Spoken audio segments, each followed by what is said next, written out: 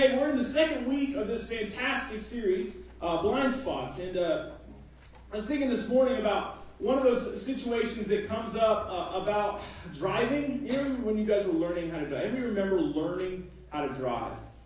No one remembers. Okay, never mind. No one drove here. That's fine. We won't talk about it. No, I remember learning how to drive. And it was one of those things that the scariest thing when you were learning how to drive, at least for me, was getting on the highway. Does anyone remember that? Getting on the highway. Remember the first time that you had to pull onto the highway? You know, you went from parking lot grandma speed with your mama to your dad going, hit the gas, hit the gas, hit the gas. You hit the gas. No, okay, never mind. Maybe this is mine. But then you get to that point. You remember this? Where the on-ramp meets the freeway. And you have to check something while going the speed of light. Does anyone remember this moment? You're going faster than you ever have. You're just blowing down the freeway. And then all of a sudden you have to merge and you have to check that blind spot. You remember that? You check the mirror like this. And then you check the and then your dad goes, check your blind spot. And you're like, you want me to do what? And I'm like, you're going, and then you see the, and so what do? You do one of these right here, like, nothing there. Or, some of you do this. Right? I didn't even wait to see. You're just like, hey, that clear? Good thing, too, because I'm here now. I mean, you remember that moment, you're there, and, it's so true. Like, you talk to any teenager, even the youth group now, like, they're like, I went on the freeway the other day. Like, yeah, how'd that go? I had to change my pants. Something, it's like, it's so scary. It's so true. Well, I got a new car when I was 17, and I was driving it home. Anyone remember, it wasn't new, I shouldn't say new car. I got a new car to me when I was 17, and it was one of those cars my dad took me out, and he let me help him pick it out, and of course I picked like the Honda Civic with the Euro lights, and it had a short shifter in it, and it was so cool to me, and it had all these little scuffs on it. I remember my dad walking around and going, there's a scuff here, and I'm like, that doesn't matter! I just blew right past it, and I remember driving it home, my dad got it, and he's like, all right, drive it home, and he handed me the keys, and I was like, yes! And I remember driving home, and I'm merging onto the freeway. And I get past that scary moment where I'm like, oh man, I'm good. And so I get over into the fast lane. Because that's what Honda Civics with 1.7 liter engines do. They go fast. So I get over the fast lane and we are cruising. And I remember I'm thinking through all the cool ways that this car is going to change my life. I'm imagining pulling up to the high school and the prom queen just being like, Trevor, take me on a date! And I'm imagining the basketball, the coach seeing my car and going, Trevor, I don't know why you're not starting this week in the game. You need to start. Look at your car. And I remember all these little things that were just rushing through nobody does that. I know no one else does that. But I was doing that. I had all these dreams. And then I noticed that the exit to where we were supposed to get off was very quickly approaching. And it didn't check my blind spot. I was so excited.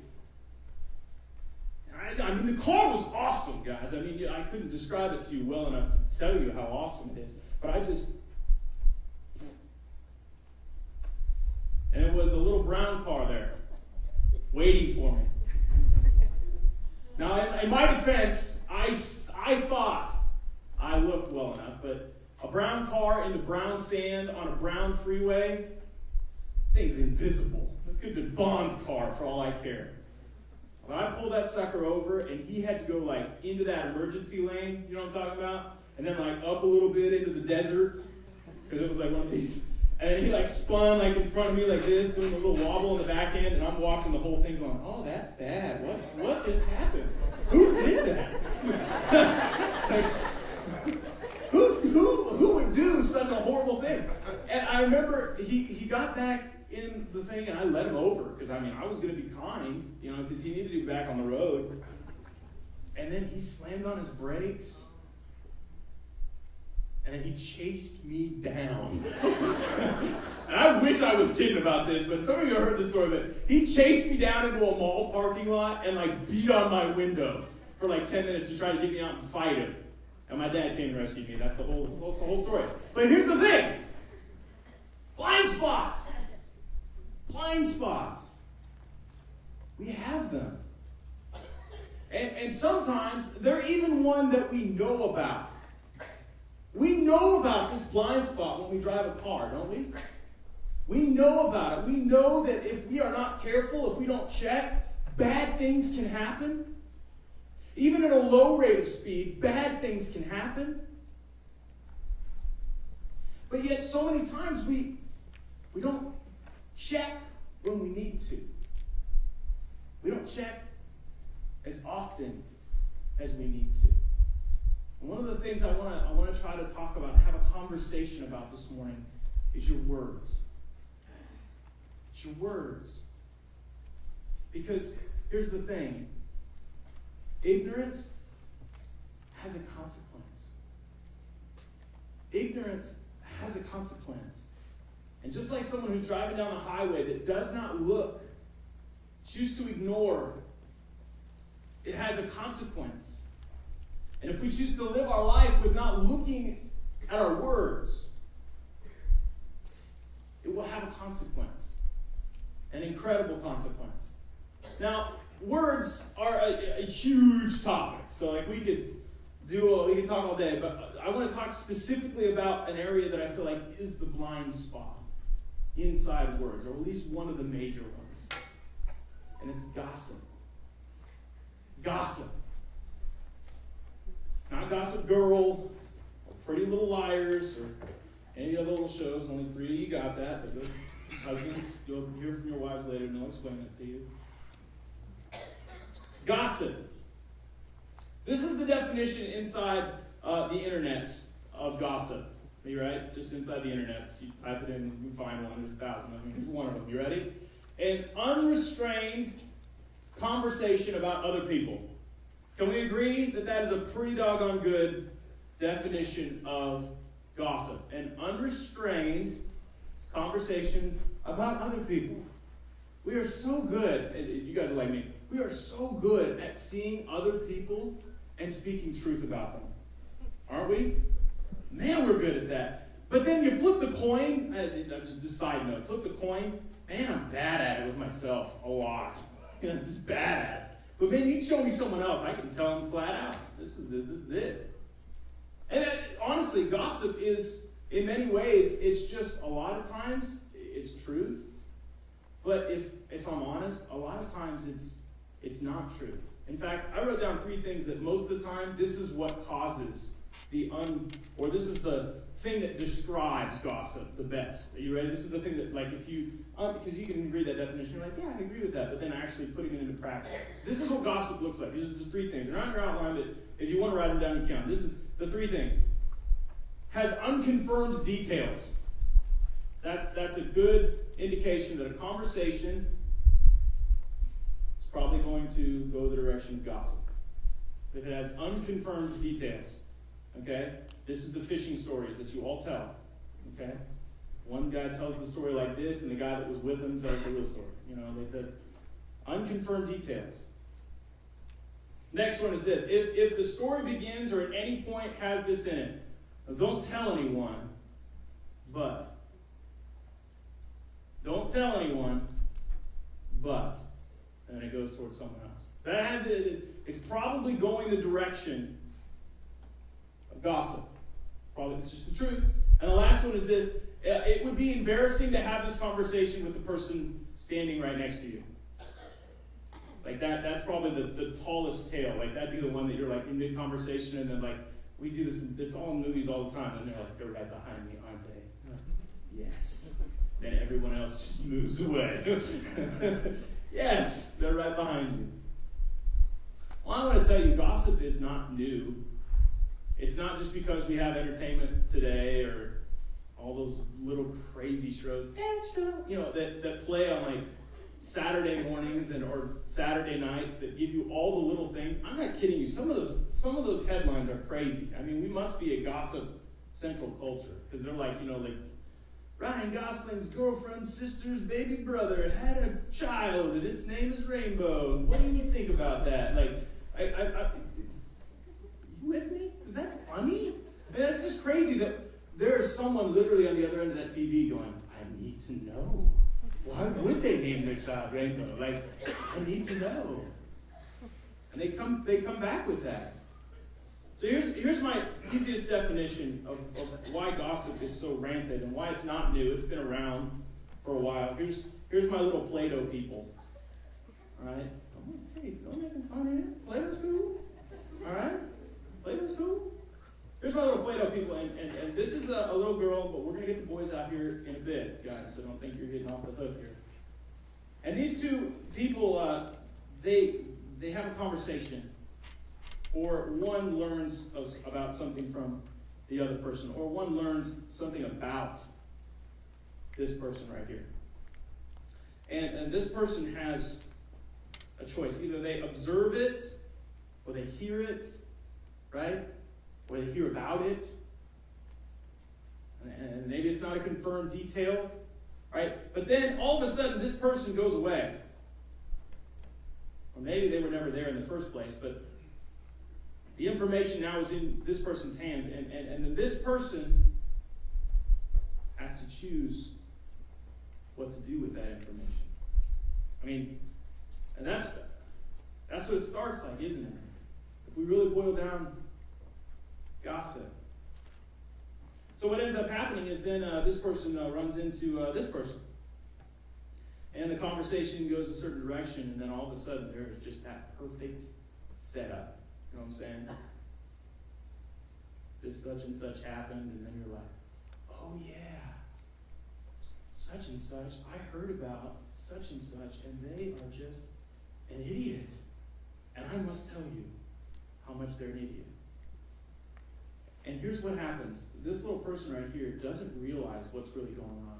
They are trying to either look cool, they are trying to be on the in. Some of them, you guys, we even disguise this sometimes with the idea of prayer requests. Let me tell you, this is dangerous inside our culture, the Christian culture. If you call yourself a believer and you say, I have a prayer request for you, but you've never prayed for that person, nor are you expecting the person that you're telling to ever pray for them. But you need to talk about that thing that's going on. It's dangerous. So this is what happens. So this person has the decision. And when they choose to say something, when they choose to have that conversation that would be awkward with that other person there, when they choose to say the thing, when they choose to go that direction, this is what they're doing in a way. They're saying, I'm better than you are. And here's why. Isn't that the truth? And in fact, a lot of times it more looks like this.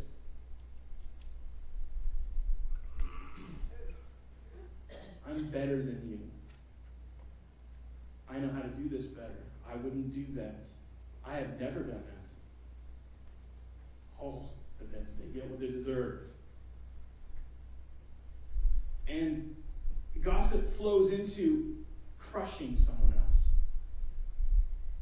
It flows into leaving that person underneath you, below you, feeling less than you. I mean, if we're honest, it's not like you'd admit, this person had an affair and it was awful.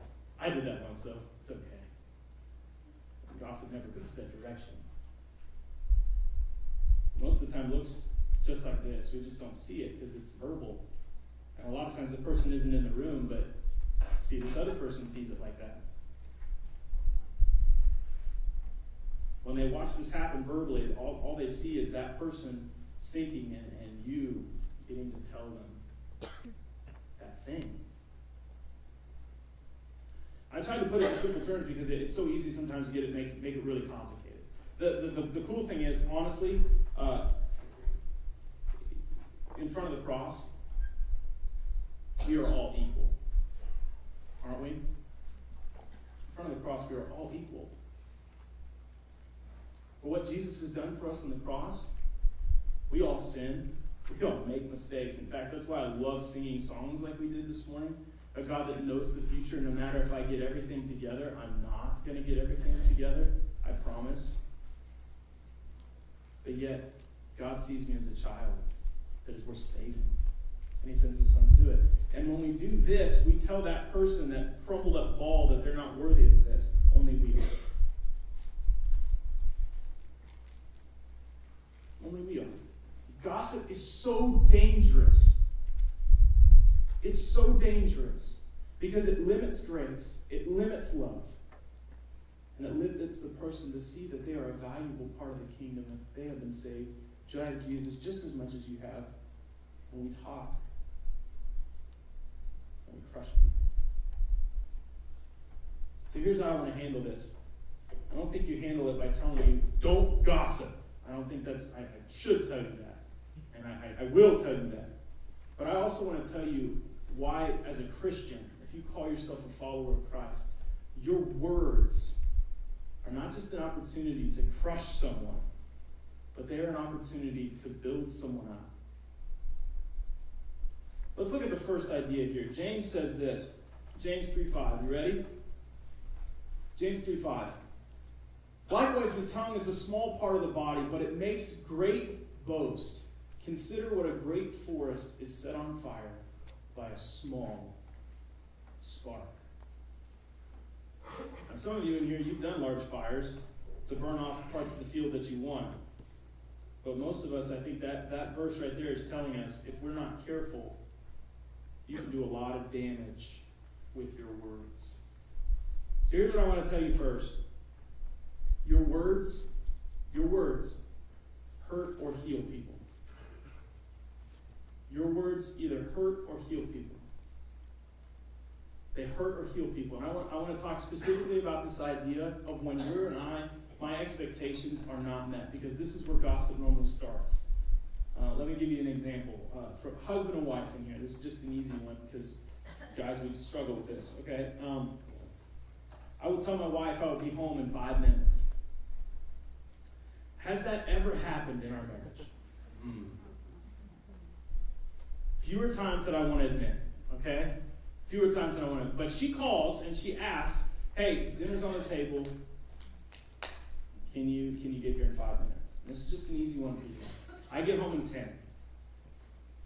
Now, because she is a loving, incredible woman, and she knows me, she knows that my clock is not right. And she assumes, not the worst, but the best. See, she doesn't assume that I spent the last 5 minutes playing the last game of solitary so I could stay away from the family and not have to change that poopy diaper that she's been waiting 2 hours for me to get home to change.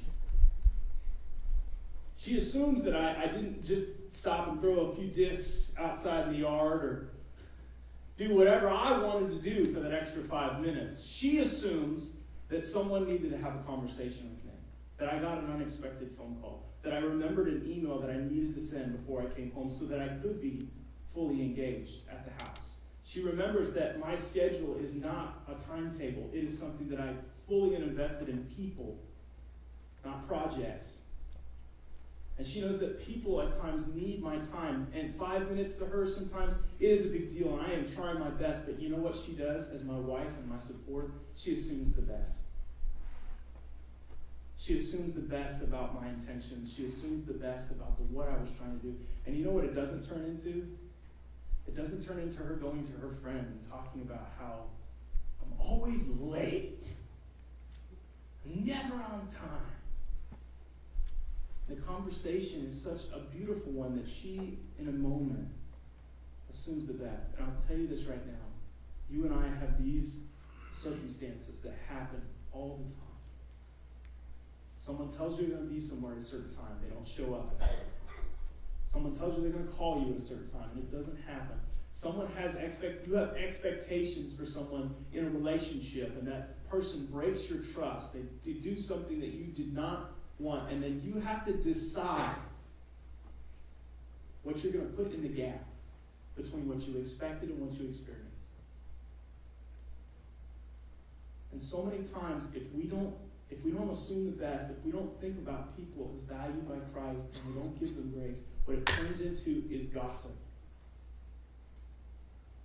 What it turns into is you think negatively in your head, you turn these feelings inside out, and you don't tell them, no. You go to the next person and you talk about it. Turns into gossip. I'll tell you, your words hurt or heal the relationship. Your words hurt or heal the relationship. If you are willing to go and give words to the person that made that gap, you can heal it. But if you go to someone else and you light that spark, it will only hurt the relationship. I've never heard a husband or a wife in here say, I'm so glad you went to your best friend to talk about that. So glad you didn't come straight to me. Never heard a friend say that either. I'm so glad you discussed that with Billy rather than just talking to me. No. You have an opportunity to either hurt or heal the relationship with your words. Let me read this in Proverbs. This is what it says in Proverbs 12:18. Reckless words pierce like a sword, but the tongue of the wise brings healing. Brings healing. You either choose to hurt someone or heal with your words. And the next thing that our words do, and we have to be careful with them if we're going to stay out of this thing called gossip, is this. Words are the first impression of love. Words are the first impression of love. Let me read for you 1 Peter 3:9-11. It says this. Do not repay evil with evil or insult with insult, but with blessing. Because to this you were called, so that you may inherit a blessing. For whoever would love life and see good days, must keep his tongue from evil and his lips from deceitful speech. He must turn from evil and do good. He must seek peace and pursue it. See, so many times we see the wrong and we see the things that have been done to us, all right? And we do this, and we think this is all that God has called us to do. Someone, just visually picture this. Someone does something wrong to you. Just picture you could stand across from them, right? They don't know you're there. Gossips, you're probably never there with that person. You don't know you're there, and all you're thinking is, man, I'm going to slam them. Just sucker punch the snot out of them, right? And all you think is this, oh, because I love Jesus, I won't hit you. And we think that's all God's called us to. We really think that's it. Like, don't hit someone verbally. Just talk about them a little behind the back. Don't slam them. Don't tear them apart. But just say things like, that's the truth.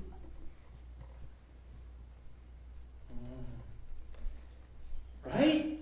I mean, none of us have been in a fight in here, but everyone has been in a fight in here, if that makes sense. Some of us have been in some real fights, but every one of us has been in a fight when it comes to verbal stuff. And here's what this verse is saying. If you want to love someone, if you want to be a blessing to them, it starts right here with your mouth. It starts with your mouth. If your heart is not changed enough that you can speak words of love, you're in trouble. Out of the heart, the mouth speaks. And when he says this, he's basically saying this. If you can just kind of put up with them when you're in their presence, but then you just got to walk away quick so you can say that nasty thing, that's not love. If you can put up with them while they're in the room and you just walk around going, hey, yeah, that person, I love Jesus, I'm not going to say it, but then as soon as you get out of the room, you're like, oh! You see the way they were looking at me? Oh, I just went, oh! That's not love. If you can't walk away and have the thoughts that are in your heart come out and it's love, you are struggling with your words. That is a road that can lead to gossip. But I'll tell you this. If you can, turn the corner. Your words become a first impression of your love. Your words become that first impression of your love. They matter. They are not everything, but they matter.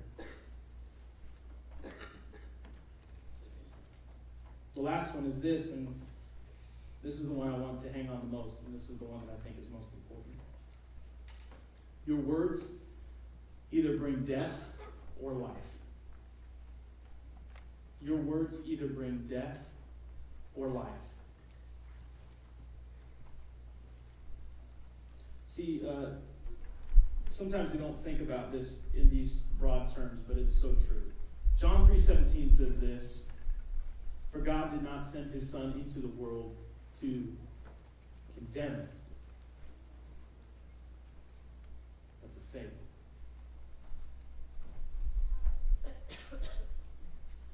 If you want to think about this, what is the way or the person that has the right to speak the most negative things about any group of people? It is God. If God was on high and he watched all his children, doing all these incredibly evil things, the things that he did not desire, he has every right to say the things that we know are true, that are wrong. He has every right to point it out and to come down and just give it to us, right?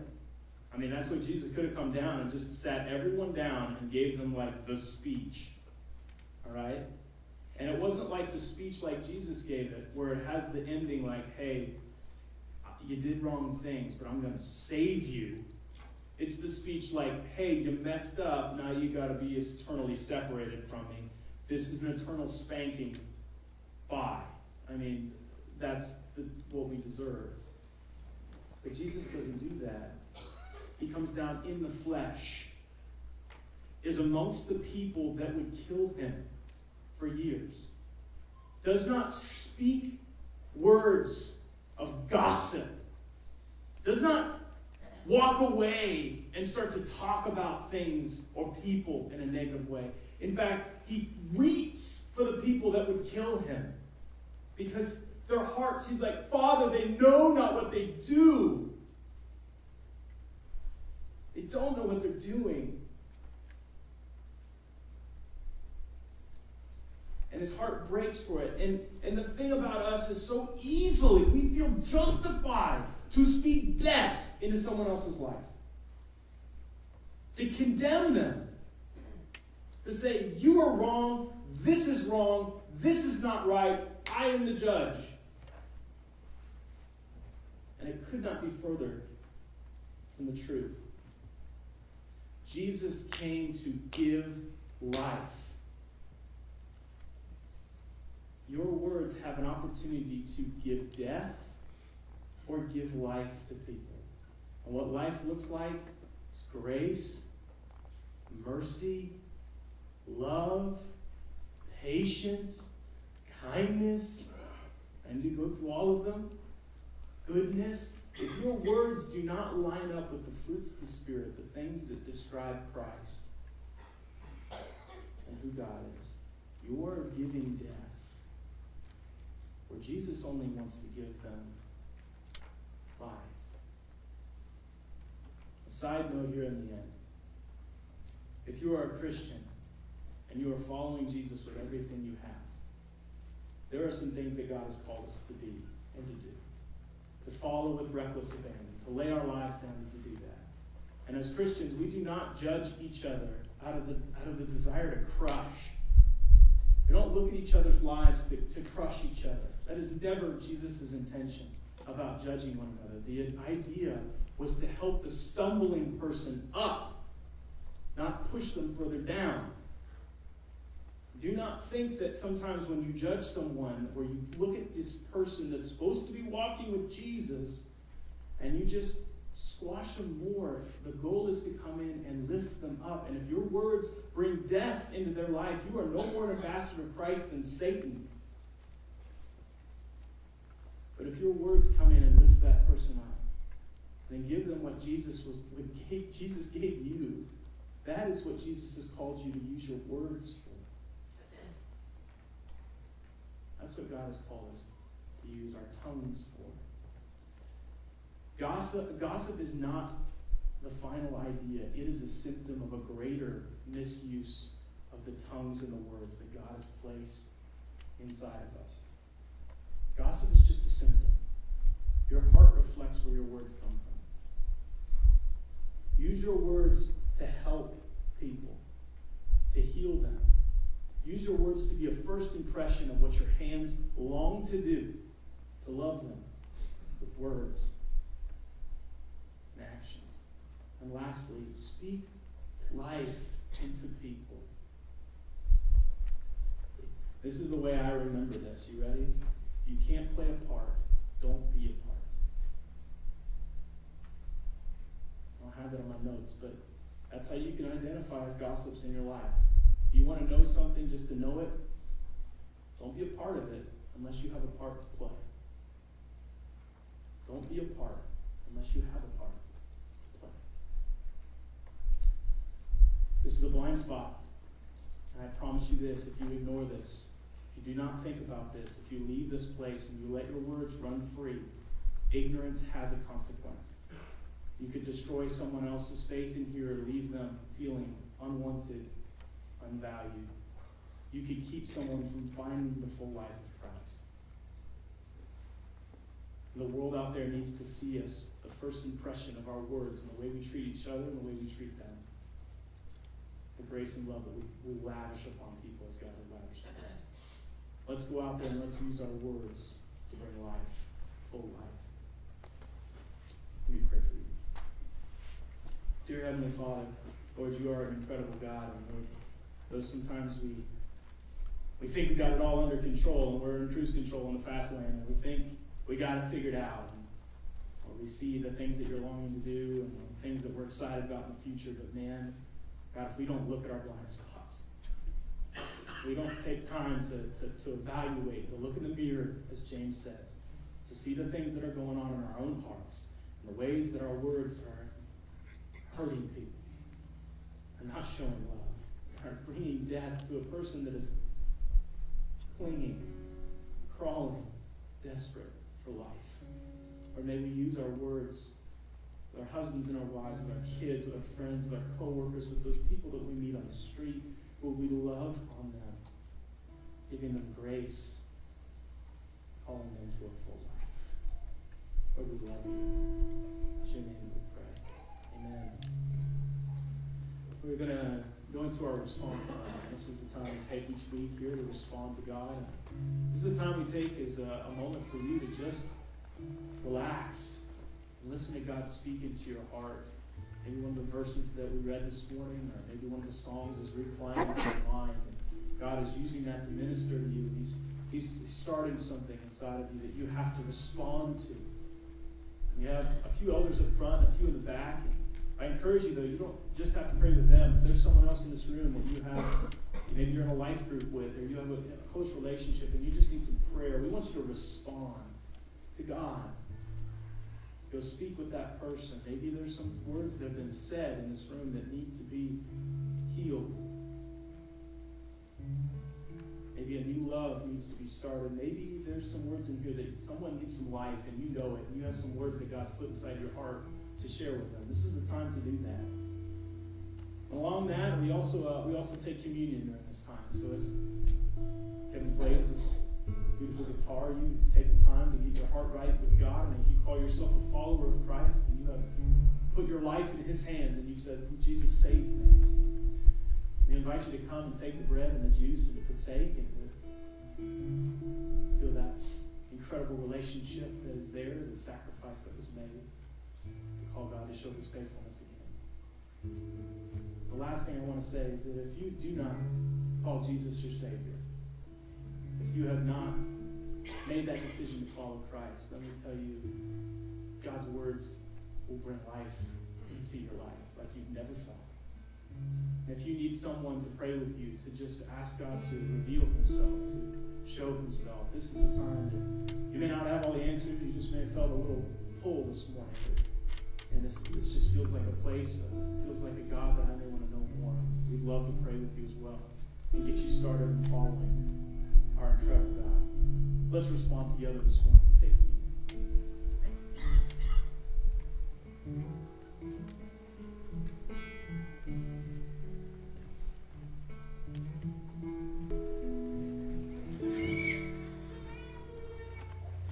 Would you pray with me? Lord, would you continue to reveal, would you continue to illuminate Lord, those blind spots in our life, and would you even give us a view of ourselves this week in all honesty, because these blind spots, we're good at keeping them in the dark, and we're good at intentionally keeping them there. So when we take a look at our speech, Lord, how we are building or tearing down those around us, Lord, that we might encourage and edify one another, that we might truly be your church and truly be your light in the darkness. Lord, we give you the glory, you all the praise, and pray that as we continue to worship you through this offering, that you would take our gifts, take what's already yours, and use it for your glory. It's your name we pray. Amen.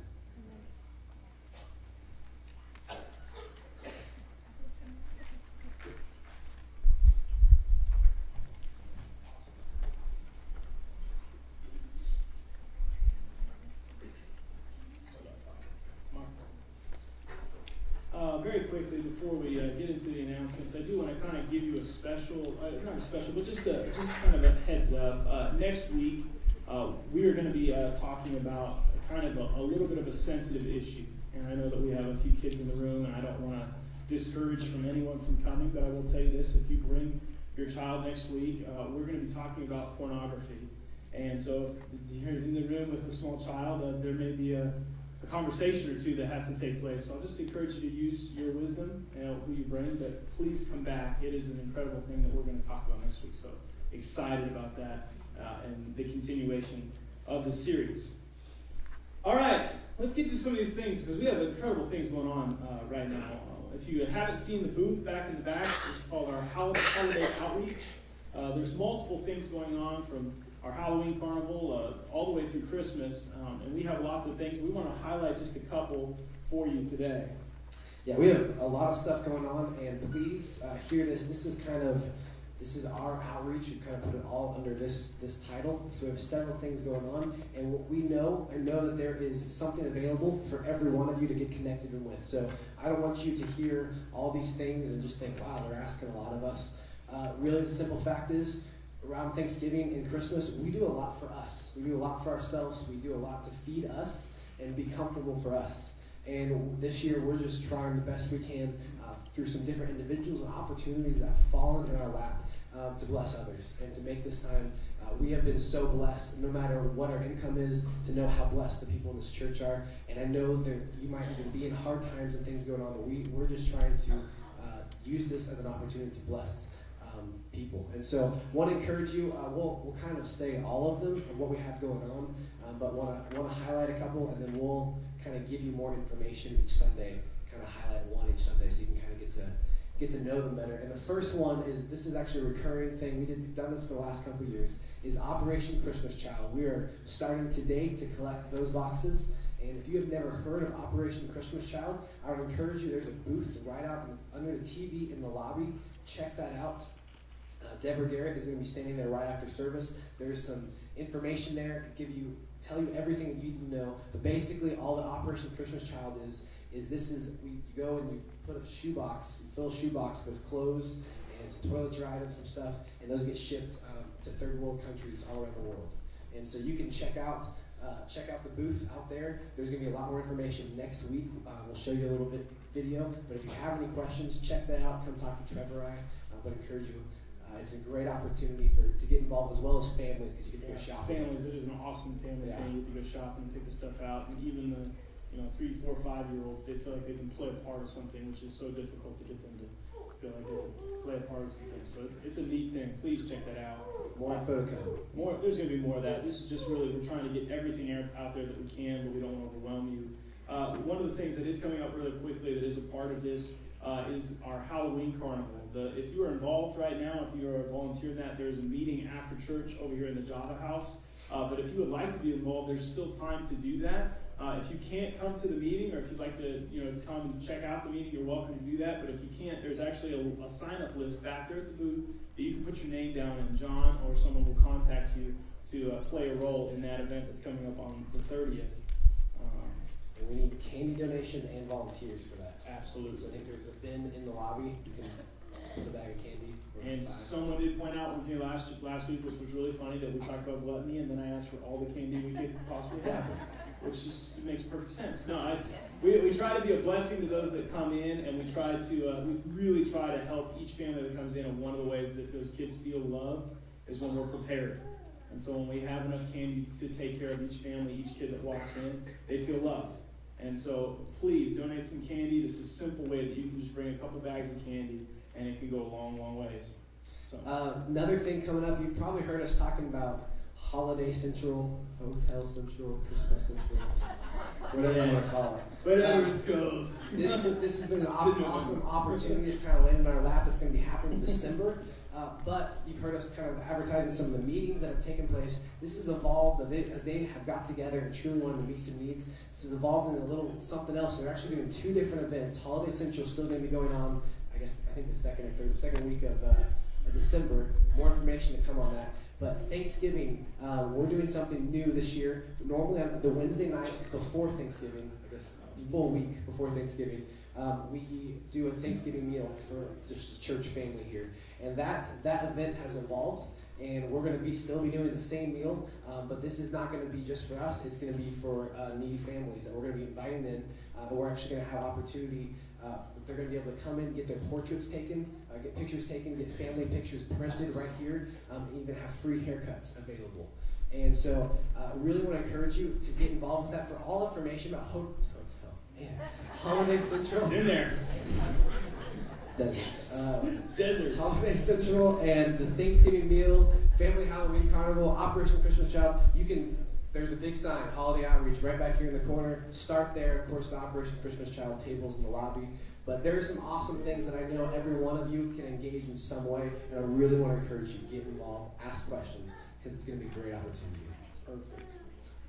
Last little thing, if you are involved in Tiny Tots, they have the actual schedule for like the year, which is back on the Connections booth. So if you're a part of Tiny Tots, you're a volunteer over there, and you'd like to know when you're scheduled to work, you can go pick that up over there. Wednesday nights are as normal, 6:30. Our men's and women's ministries, our junior high and high school ministry meet, our 5th and 6th grade ministry, and our children's ministry meet. Come check that out if you haven't at 6:30 on Wednesdays. And our meal for today is pulled pork. What am I talking about? I'm telling you, there's a lot of love in that pulled pork, guys. A lot of hours, a lot of love. Baby baked potatoes, green beans, salad roll, and dessert. Hey, if you're a guest with us this morning, we would love to offer that as a free meal to you to stay and to hang out and to connect. And if it's not your first time, or if you've had a free meal with us, it's $4 a person or $12 for the whole family. So, hey, you guys have a wonderful, beautiful day. And last note, as you guys go and enjoy Apple Butter today, the Sticks Ministry is going to be performing at 3 o'clock. 3 o'clock. So go out there to the main stage at Apple Butter Making Days and support them. Awesome. You guys have a fantastic day. See you guys later.